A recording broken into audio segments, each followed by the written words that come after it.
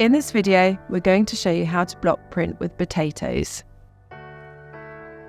You will need potatoes, a sharp knife, raw linen, a paintbrush, and fabric or textile paint.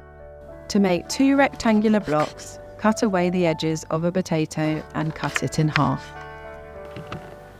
Slice an irregular stripe design into the potato carefully with a knife.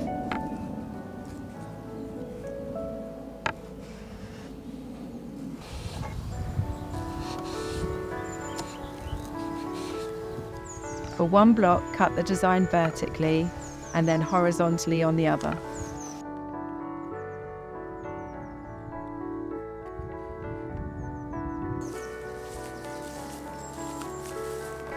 Lay out the fabric onto a flat surface ready to print.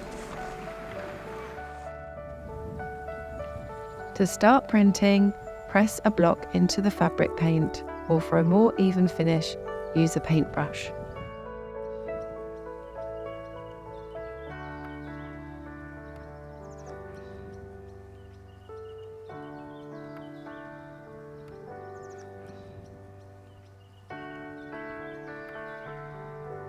To create a modern border on the linen, alternate your blocks to mix up your design